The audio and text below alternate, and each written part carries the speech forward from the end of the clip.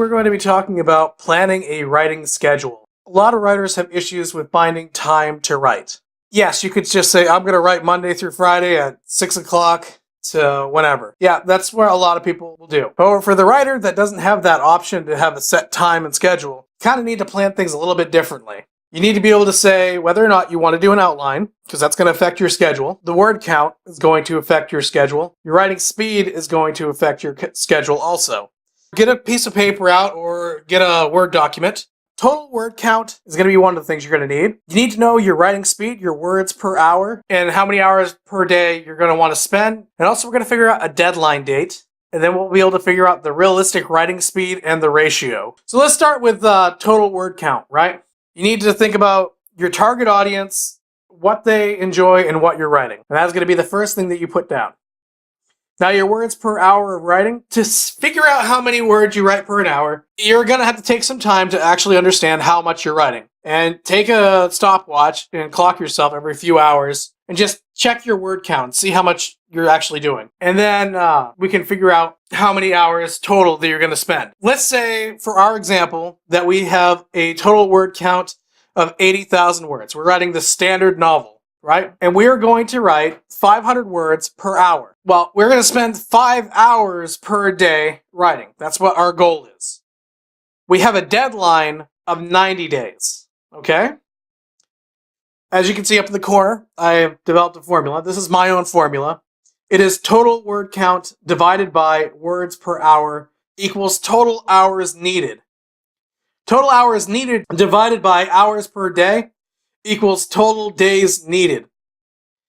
And then deadline divided by realistic accomplishment equals ratio. So the first step is to take our total word count, 80,000 words, and dividing it by 500 words, because that's how many words we write per an hour. So we get a total figure of 160 hours. It'll take us 160 hours to write this book or novel. So now that we know that it's going to take 160 hours, we're going to put 160 hours divided by 5 hours, because we're going to be writing 5 hours a day. And this is going to get our realistic writing speed. And our realistic writing speed is 32 days. So it's going to take us 32 days to write this novel. So our deadline is 90 days. So we would take 90 days and divide it by 32, and that's going to enter into our ratio. And our ratio is 2.8125. If it's below 1.5, you're not going to be able to finish your writing in time. And it's best to not chance it. You're going to need extra time and sick days. Assume for the worst. Murphy's Law, which I'll display right now, you must assume that everything that's going to go wrong with your writing is going to go wrong. So, you plan for that. This is what a professional might do. This is what I suggest you doing. So, in 90 days, 80,000 words. We have literally 3 months. We have 3 4-week periods. As you can see, I put up a little chart that says the weeks, and we got it in front of us. We can actually see it. So the things that we're going to need to do is think of the elements. That's the idea and stuff like that. We got to think of the outline. If you're not doing an outline, you don't need to put an outline on there. But I am going to do an outline, so we have to process for an outline. We also have to take time to do your draft, and self-editing is pretty much your second draft. You know, you're fixing everything. We have 6.4 weeks with 32 days, and I'm only working 5 days a week. I've decided that I'm going to take Saturdays and Sundays off. So it's going to take me 6.4 weeks to complete this novel. So we're going to put in 6.4, and now I know that the elements are only going to take me 1 week. Elements might not even take you an entire week normally, but since I'm doing these tutorials along with the writing of all of this, I only need a week for the elements because I'm going to have to go into detail. So I know that the outline is going to take me 2 weeks, and so self-editing I'm giving myself 2.6 weeks with. So now we're going to put it up on the board. Obviously, the first week we're going to spend on elements. The second week we're going to spend on outline alone. And then the third week, once again, outline alone. Then the following weeks, up until week 9, we're going to focus on the draft. Now, notice we have a conundrum here. We have 0.4. That means that 9th week is only, or that 10th week, I should say, is only going to be 0.4 of a week.